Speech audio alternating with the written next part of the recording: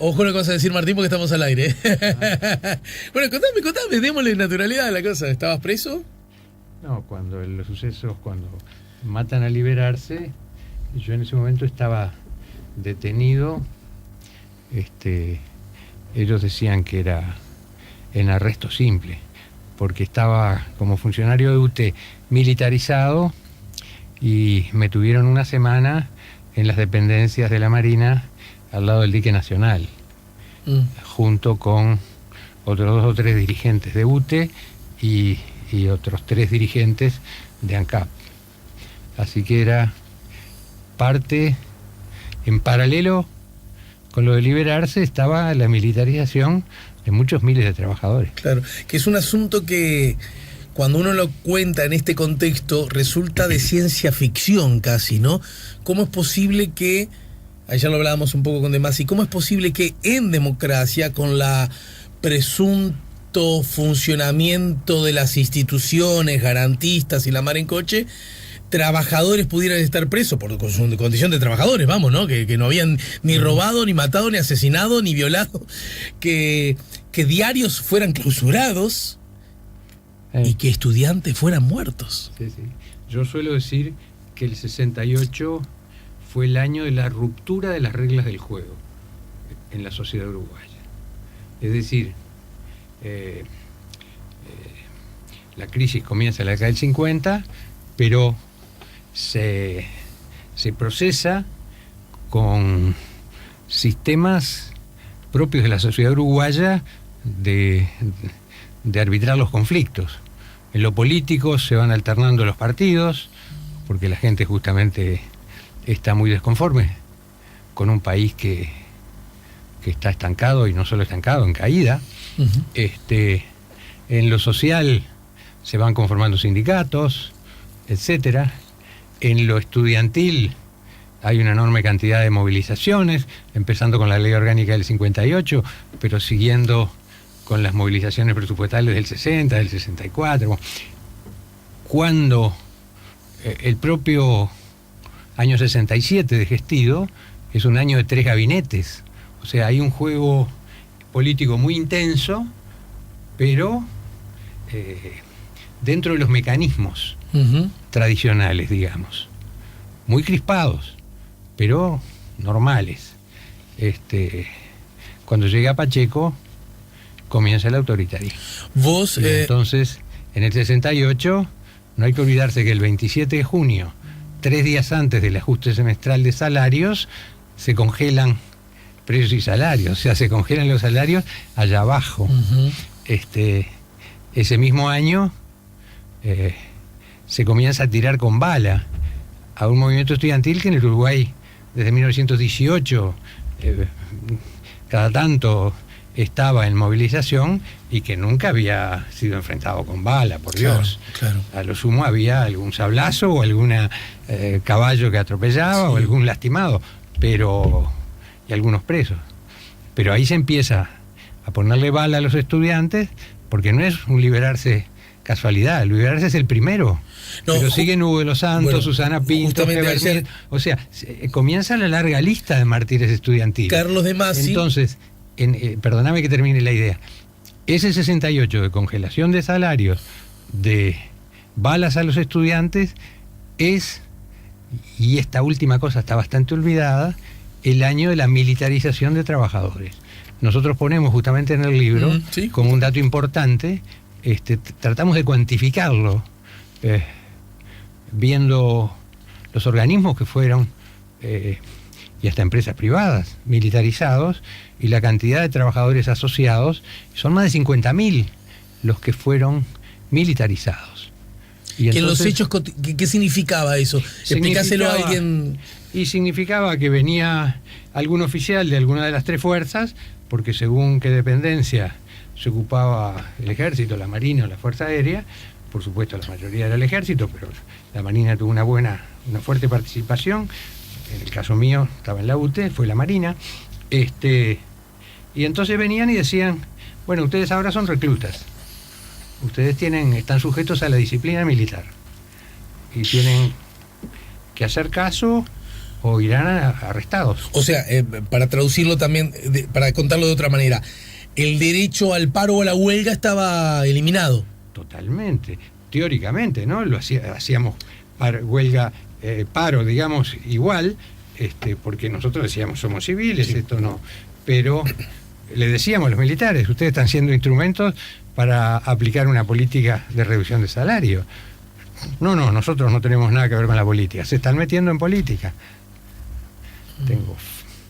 Recuerdo muy bien discusiones, y recuerdo los interlocutores. ¿Con qué capitanes tuve qué discusiones? ¿Capitanes que después fueron notorios o más o menos? Bueno, sí, tuvieron algo, no de primer nivel, pero sí tuvieron cargos. Mejoro la pregunta, Martín. Ese rol, ese protagonismo que sectores de los militares empezaron a adquirir, ¿ya concebían, implicaban cierta ambición autoritaria para ejercer más temprano que tarde el poder de algún modo, o no necesariamente? Yo supongo que dependía de cada uno. No olvidemos que dentro de las Fuerzas Armadas, casi diría que desvíos mesianistas y golpistas, digamos así, probablemente hubo casi siempre, pero sin aire para tomar fuerza, claro. ¿Verdad? Pero ya en el 64 había habido un conato más importante, ya con el Uruguay, que estaba con fuerte fricción social, digamos, y ahí ya estaba, Aguerrondo, Subía, y varios más. Llegó a haber una movilización de la FEUD del año 64 contra el golpe de Estado, y bueno, la verdad que quien nos daba la información de cómo estaban las cosas era Gestido como consejero de la minoría. Claro. El primer hombre que a mí me habla de Sereñi y me dice que es una garantía para la democracia, es el general Gestido. Bueno, recordemos, justamente Gestido, que después es electo presidente de la República, era militar. Sí, claro. Lo digo. Yo sé que para vos es una obviedad, pero sí, en todo caso, ¿verdad? Un militar colorado, bueno, como la mayoría lo eran, ¿no? Los militares y en particular el ejército tenían un fuerte vínculo, por lo menos afectivo, con el Partido Colorado, ¿no? Venía desde las guerras civiles. No olvidemos que en las guerras civiles el ejército era... sí, el que representaba al Estado y por lo tanto... en mano del Partido Colorado, claro. Así que... no hice la presentación. Cuando llega Gestido de presidente, en 24 horas, Aguerrondo, que era jefe de la Región 1, lo pasa de jefe del Hospital Militar, y a Sereñi, que estaba de jefe de la Región 2, lo trae de jefe de la Región 1, que es el cargo militar más importante. Para que lo entienda mi tío abuelo, a Aguerrondo lo baja y a Sereñi lo sube. Totalmente. Estamos conversando, estamos en el 98.7, estamos conversando, ya empezamos a conversar sin la presentación, con Martín Ponce de León, el coautor de Los GAU, una historia del pasado reciente. Y en ese contexto nacen los grupos de acción unificadora. ¿Con qué objetivos? ¿Quiénes eran? ¿Quiénes continuaron siendo? ¿Y quiénes? A ver si aplica la pregunta, ¿quiénes son hoy? ¿Lo vemos luego de la pausa? Estamos con Martín Ponce de León. Ya volvemos con La Mañana en Camino. Estamos poniendo La Mañana en Camino. Estamos conversando con Martín Ponce de León, coautor junto a Enrique Rubio. Les recuerdo, Martín Ponce de León, entre otras cosas, bueno, secretario general de la Intendencia de Montevideo, siempre en gobiernos del Frente Amplio, diputado departamental, senador suplente, viceministro de Industria, ¿no? Entre otras cosas. ¿Voy bien? Salvo en lo de secretario general, no fui secretario general, fui director de obras y director de desarrollo ambiental. Bien, integrante del gabinete de la Intendencia. Con mucho orgullo. Así hubiese estado bien. Bueno, imagínate las ganas que tengo de conversar, Martín, con vos acerca del hoy, de cómo ves la marcha en este tercer gobierno. Yo recuerdo... No quiero desviarme, en todo caso meritará un próximo encuentro. Recuerdo que una nota que yo te hice, vos no tenés por qué acordarte, pero yo sí me acuerdo, una nota que yo hice con vos hace mucho tiempo, recién instalado el primer gobierno de la izquierda, y tu argumento, en BTV me acuerdo, Yo conducía el programa de la mañana allí. Y me acuerdo que tu argumento del hombre de la izquierda, militante de la izquierda de toda la vida, decía: con el solo hecho de que nosotros pongamos en puestos de decisión a personas idóneas, capaces, ya ese solo gesto, decía el ingeniero, ¿no?, va a transformar y va a hacer que el país ande mejor, más allá incluso del componente ideológico, histórico, social, filosófico. El solo hecho, ¿no? Da la sensación que desde esa perspectiva un frente amplista de manual, pasados los años, se pudo haber decepcionado, ¿no? Ciertas zonas del gobierno ocupadas no necesariamente por los mejores. Esta admito que es una opinión y por eso no quiero hacer tráfico al público y quiero ser honesto. Pero los GAU, ¿por qué nacieron? ¿En qué contexto y con qué finalidad? A mí me gustaría que nos lo contaras. Bueno, el libro lo hace, incluso mencionando a protagonistas de altísima calidad, ¿no? Y bueno, el entorno fue justamente digamos, el país que venía en caída libre. No olvidemos que eso pasó durante toda la segunda mitad del siglo XX, toda, antes de la dictadura, durante la dictadura y después. Uruguay siempre fue perdiendo participación en el producto de América Latina. O sea, si uno compara al Uruguay, no con el resto del mundo, sino solamente con los países de la región, que no tuvieron, por cierto, ni grandes gobiernos, ni grandes historias de riquezas extraordinarias, Uruguay, durante toda la mitad del siglo XX, no lograba crecer ni siquiera al promedio del barrio, para decirlo en forma muy gráfica. Y su participación en 50 años cayó a la cuarta parte. Para decirlo de otra manera, si Uruguay hubiera crecido al promedio del barrio, al promedio, no los mejores, al promedio del barrio, su economía hubiera sido 4 veces más grande, a la altura que viene el punto culminante, que es la crisis del 2002. Uh-huh. Entonces, otra hubiera sido la historia. Pero ese Uruguay que venía en caída libre fue gestando procesos de movilización social, procesos de cambios políticos en la sucesión de partidos en el gobierno, y a la altura en que está desembocando en el comienzo del autoritarismo, nosotros que somos militantes, que estamos trabajando en distintos ámbitos de ese movimiento social, ámbito estudiantil, ámbito sindical, en mayor número, y vamos confluyendo. Hay una historia de quienes veníamos de fuerte impronta estudiantil, que transita por una estructura política que se llamó MAPU en aquella época, pero confluimos mucho en los años 65, 66, 67, desde el Congreso del Pueblo, digamos, en adelante, con Héctor Rodríguez y gente que venía de los independientes del diario Época. Héctor Rodríguez, recordemos a los más jóvenes, el emblemático dirigente textil, ¿no? Dirigente textil y dirigente de la CNT, uno de los... bueno, el dirigente textil actores, y ponente de la CNT. Sí. Uno de los creadores de la propia CNT, de los que tejió esa unidad.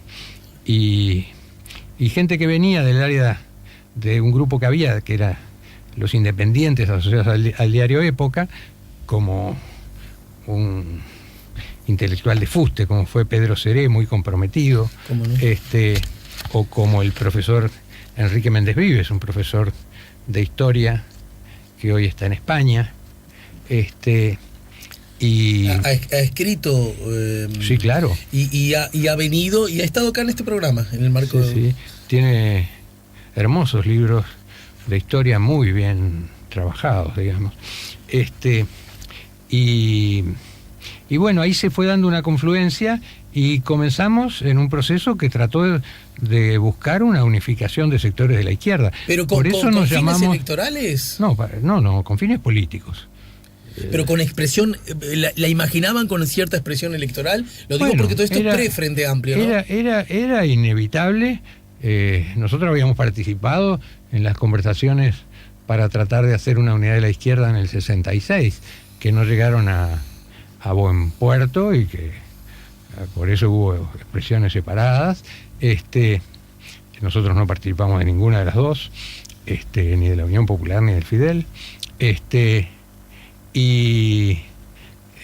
Naturalmente que en la medida que haya una estructura política, en el momento de las elecciones tendrá su expresión electoral. Es la lógica misma del sistema democrático. Pero el objetivo era ser no simplemente un hecho electoral, un hecho de eso que se da una vez cada 4 años. Era hacer una cosa de militancia permanente. Pero, Martín, el país venía muy, muy mal. Entonces, cuando comenzamos a juntarnos, fue en el 67, y ese mismo año nosotros trabajamos como etapa de formación, el 67, 68, 69, y por tanto es simultáneamente en paralelo al surgimiento del autoritarismo en el país, de esos hechos de los que veníamos hablando. De manera que cuando finalmente nos dimos una estructura orgánica, porque cuando vimos que llegábamos a lo que llegábamos y que otros sectores, en fin, querían mantener su independencia con pleno derecho, por supuesto, ahí dijimos, bueno, igual, siempre recuerdo que Héctor dijo, no vamos a aumentar los grupos de izquierda porque si se disuelve el MAPO, desaparece un grupo y por tanto que existan los GAU no aumenta la dispersión. Claro. Era matemáticamente verdad, pero ahí nos constituimos como organización. Pero no quisimos llamarnos ni partido ni siquiera movimiento, nos seguimos llamando Grupo de Acción Unificadora. Teníamos un sentido muy fuerte de la importancia de unificar para poder tener peso en la vida política. Por eso que empalmamos tan bien con el planteo del Frente Amplio, y por eso que Héctor estaba antes en conversaciones, estaba vinculado con Sereñi desde mucho antes. Al fin y al cabo, las tramas se van tejiendo, y si sos de gente textil, ni te digo. Claro, absolutamente, era un gran tejedor. Él era tejedor de seda, en seda fina. Y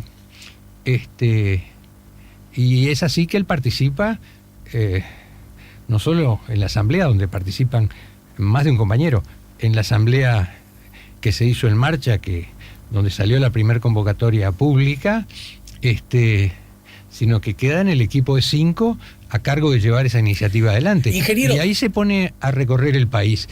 Y nosotros entonces pasamos a tener una dinámica muy fuerte en todo el año de armado del Frente Amplio y de creación de esa estructura política. Y en el espinel ideológico del Frente Amplio, estoy jugando, ¿dónde se ubicaban ustedes? Porque parecen estar en algún sentido bastante alejados de lo que podríamos llamar la cultura de los bolches, del Partido Comunista, en algún sentido.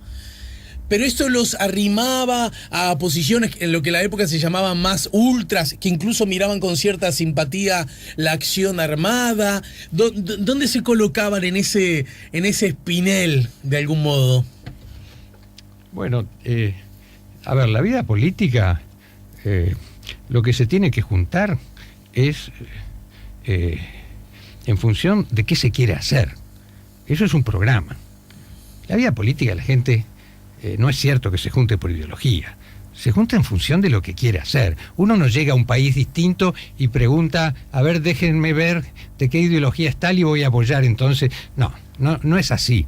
Hay por supuesto un rumbo, sí, pero después lo que tiene que haber es un programa, y lo que más junta y separa a la gente en realidad son los hechos cotidianos. Lo que más junta y separa en la política, ¿por qué razón? Si uno le pregunta a cualquiera, ¿por qué razón te incorporaste a tal partido? ¿Está bien? O a tal sector político. En general está asociado a algún episodio donde coincidió con lo que se estaba haciendo. no, muy pocas veces es el resultado. Mira, me leí 700 libros, Exacto. hice 40, ¿no? Y una O línea sea, marca que... O sea que la gente se va juntando por la táctica, ¿está bien? Para decirlo en jerga Está bien, sí. tradicional de la política. Entonces, nosotros veníamos de etapa ya referida, de un MAPU que había sido disuelto por Pacheco, junto con el Partido Socialista, junto con el MRO. Uno podía suponer, nosotros también, que era con los sectores que íbamos a estar más cerca dentro del frente, ¿está bien? Pero después, cuando empezamos a transitar La ya con cotidiana. el frente marchando, cuando nosotros proponíamos cosas como que en todos los sectores políticos del frente estuvieran las 10 listas que el frente tenía en el 71, que era un ramillete tan amplio de oferta, que nosotros dijimos, nosotros no vamos a presentar lista, no nos vamos a dedicar a tratar de levantar alguna figura para competir con otros, vamos a trabajar para que todos, para que funcione el frente, digamos. Uh-huh. Y así fue que nos presentamos candidatos. Pero trabajamos Pero por sí los 10. apoyaron sectores. No. Propusimos que se repartieran todas las listas. Que se respetara y que se le presentara a la gente justamente la diversidad que tenía el frente. De manera que cada cual eligiera por qué camino, por qué canal. Pero créeme que no es una picardía, pero me imagino a pocos GAU votando a la 1001, ¿verdad? Bueno, no es una cosa rara que estoy diciendo, ¿no? La verdad es que en algo que no fue público en su momento, aunque suponíamos que en algún momento iba a trascender, así que justamente cuando se arrimaban las elecciones, nosotros éramos muy ordenados, muy prolijos. Todas las semanas había sistema de comunicación con todos los compañeros. Entonces dijimos, bueno, tenemos que decidir qué se vota. Más allá de que veníamos trabajando por las 10 listas y en una estructura, en un comando electoral que se armó. ¿Y con quiénes se armó? Justamente con la 99, con la 4190, repartiendo todas las listas. Entiendo. Entonces, fue los albores de lo que después, cuando a eso se le sumó el tema de los derechos humanos con un tipo de actitud similar, eso fue los albores de lo que después fue y se llamó la corriente, ¿está bien? Uh-huh. Que llegó a constituirse como estructura política. Pero entonces, en esa coyuntura política se da eso de la táctica de lo que yo hablaba. Con los que nos vamos juntando es con lo que vamos coincidiendo, ¿está bien? Y el concepto del frente y el concepto de lo que importaba en ese momento en el país nos va arrimando con algunos y no con otros. Entonces, cuando estábamos a pocos días de las elecciones, vuelvo al punto de la votación, nosotros dijimos, bueno, no vamos a elegir a uno solo, primero porque no hay uno con el que estemos 100% de acuerdo. Uh-huh. Y segundo, porque como esto va a trascender, nos van a identificar como que hicimos algún tipo de acuerdo. Entonces resolvimos que analizamos las cosas y de las 10 listas elegimos 4. 2 que venían de la historia común, Partido Socialista y MRO, justamente lo que acabo de decir, y 2 con los que veníamos ahora coincidiendo mucho, que eran la 9988 y la 4190 de Erro. Entonces, y dijimos, bueno, lo que se bajó fue que cada cual elija dentro de estas 4 listas. Bien. ¿Está bien? Bien. Y bueno, después con el tiempo hicimos una especie de encuesta interna a ver qué había pasado, y en la parte de militantes, digamos así, había habido mayoría de votos por el Partido Socialista.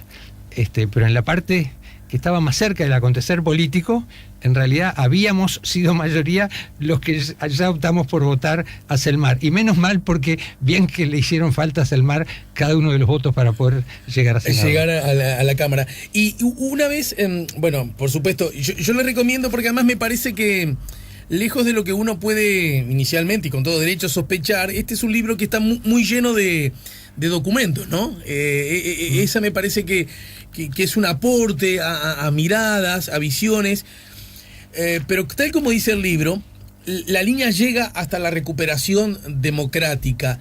Entonces, casi en 2 palabras, en la, entre comillas, noche de la dictadura, ¿qué pasó con los GAU?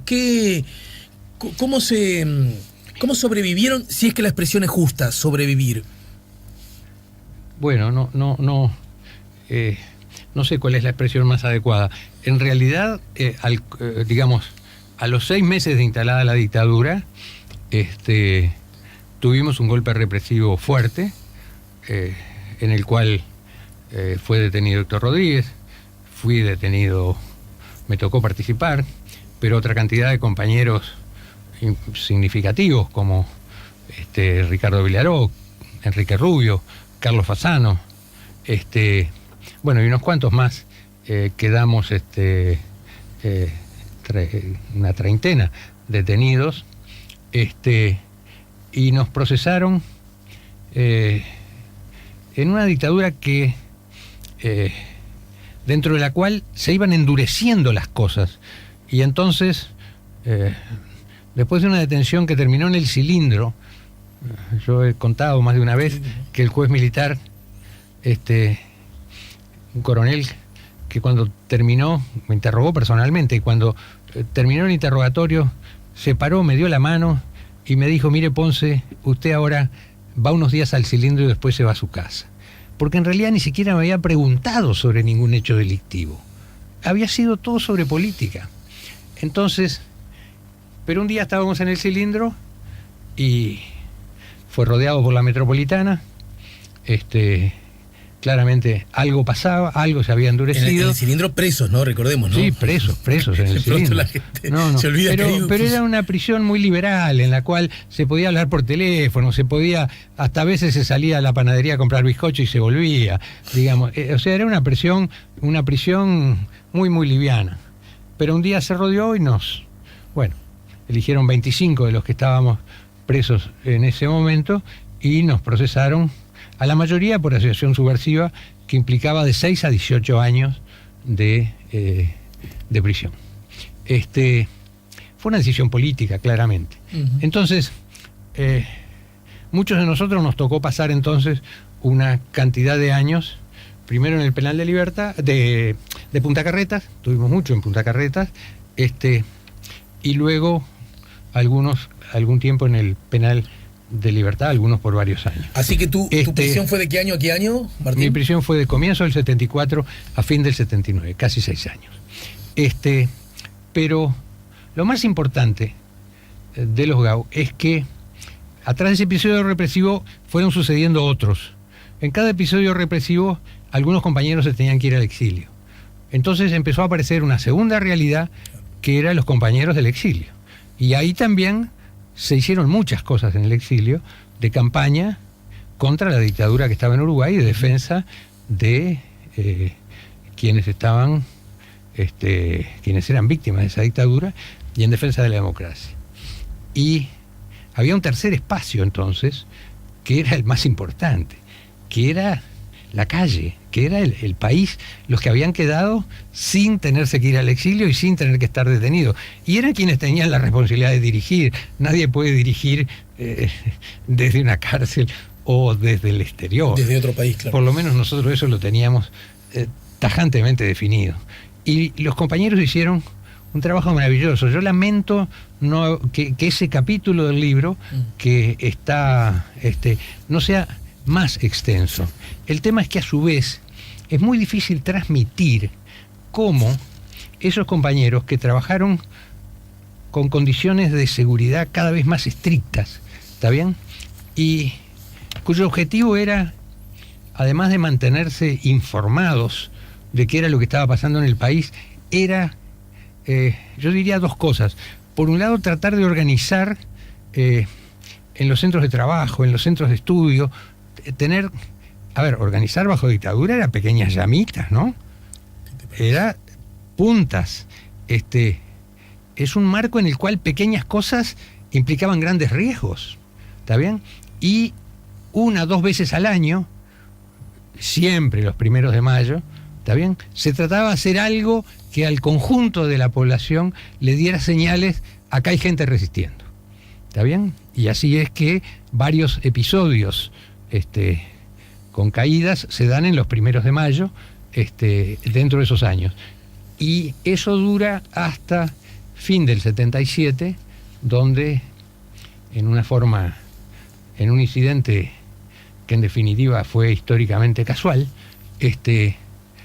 los compañeros habían mantenido una estructura con zonales en Montevideo, con una cantidad de núcleos funcionando, haciendo tareas de esas bien de base, pero un dirigente montonero es detenido al entrar a Uruguay, traía una cédula que aparentemente para que pudiera usarla su mujer, que estaba viviendo en Uruguay sin documentación. Esa cédula había sido perdida por una ciudadana uruguaya en Argentina. Allanan la casa de esa ciudadana 3-4 días después, porque se dedican de lleno al montonero y su entorno, digamos, pero finalmente allanan esa casa.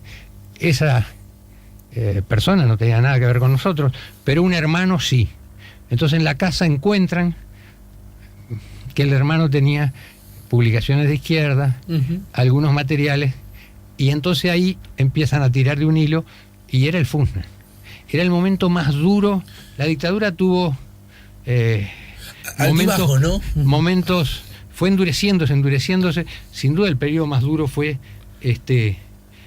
digamos, el 75 fue mucho peor que el 74, el 76 peor que el 75, el 77 peor, y al revés, a partir del 79 empezó una reconquista de espacios y un paulatino. Está el plebiscito en el medio, que fue en el 80, ¿no? Después. Claro. ¿Está bien? Entonces, es el periodo más duro. Ahí el FUSNA... La masacre del FUSNA y la Operación Cóndor. Ustedes aluden a ese episodio, claro, porque en ese capítulo. Ahí justamente hacen detienen una enorme cantidad, hacen una enorme cantidad de ratoneras, detienen muchos compañeros, muchos tienen que salir al exilio, los que pueden escapar, quedan muchos detenidos, va una treintena de procesados al penal de Libertad, algunas compañeras procesadas al penal de Punta Rieles, y en Buenos Aires, lamentablemente, en lo que es la parte más dura de ese episodio represivo, actuando en conjunto con las fuerzas argentinas equivalentes, digamos, secuestran a el grueso de los compañeros que teníamos en ese momento en Buenos Aires, porque la mayoría se iban a exilios más lejanos, justamente por la situación en la Argentina, y de ahí hasta hoy tenemos 18 compañeros desaparecidos, que es una de las, sin duda, la herida más dura, como parte de la herida de los casi 200 desaparecidos que tiene el Uruguay hasta hoy. Desaparecidos todos, en este caso, en Argentina, ¿no es cierto? Todos en Argentina. Todos en Argentina, es la Operación Cóndor, ¿sí? Pero los que los interrogan, porque si bien ellos, ninguno recuperó su libertad, o sea, están todos desaparecidos, sí estuvieron presos o en lugares de detención o de secuestro, junto con otros, la mayoría, son muy pocos, ¿no? Pero hay más de media docena que lograron sobrevivir porque pertenecían a otros episodios, a otras causas, a otras cosas, pero estaban en depósito en los mismos pozos de Quilmes y de Banfield, y tenemos por esa vía testimonios de ellos, y sabemos que eran interrogados por uruguayos, absolutamente. Claro. Sabemos que algunos fueron trasladados a Uruguay. Sí. Sabemos, pero lamentablemente esa es de las cosas más duras. ¿Cómo se puede, 40 años después, seguir ocultando lo que pasó? ¿Cómo se puede, en estructuras como son las Fuerzas Armadas, que si algo saben es conservar información, hasta por razones obvias de su propio rol, cómo se puede seguir diciendo que no logran, cuando saben perfectamente quién es y dónde está la información? Es un tema terrible que marca profundamente no solo el pasado, sino el presente y el futuro del país. Uno siente la obligación de que en ese tema hay un profundo tema humano, pero también hay una enorme implicancia política. El país necesita resolver eso y solo lo va a poder resolver sobre la base de que se ponga la información arriba de la mesa. Martín, te despido por hoy. Quedan muchas cosas pendientes, porque a esto que tú decís, yo como comunicador me veo en la obligación de preguntarlo, pero auspiciando un próximo encuentro. No soy tan desleal. Con gusto. ¿Y cómo es posible que no haya habido avances más concretos, más sustanciales, utilizando la política para ese fin, gobernado por la izquierda del Uruguay, ¿no? Luego... Es el tema de los poderes reales y de con qué habilidad o capacidad se logra interactuar con los poderes reales, que no son simplemente los cargos de gobierno. Por eso viste que no dije el poder, sino dije la política también. La política, ¿no? En aras de un principio básico que todo el mundo tiene que abrazar, y es la de la verdad y la justicia, acá o en cualquier lugar del universo. En definitiva, lo que quisimos con el libro fue escribir una historia que no estaba escrita, de un equipo militante, ¿está bien?, que juntó unos cuantos cientos, en un momento llegamos a ser casi 1 millar de militantes, por 2 razones: para aportar a la historia y porque pensamos que muchas de las cosas que acá están dichas y de las cosas que se defendieron tienen mucho que ver con el presente y el futuro del país. Los GAU, una historia del pasado reciente, 1967-1985, vivencias y recuerdos. Uno de sus autores, el otro es Enrique Rubio. Martín Ponce de León nos ayudó a poner la mañana en camino. Si buscas un portón automático para tu casa o para la oficina, asegúrate que sea fuerte, que sea seguro, que sea práctico, que sea un SEA. Porque solo un portón SEA te asegura el mayor respaldo técnico, un service propio en todo el país y la garantía de todos sus productos. Ingresa en seaportones.uy o llama al 2601-2611. Si vas a elegir un portón, que sea un SEA.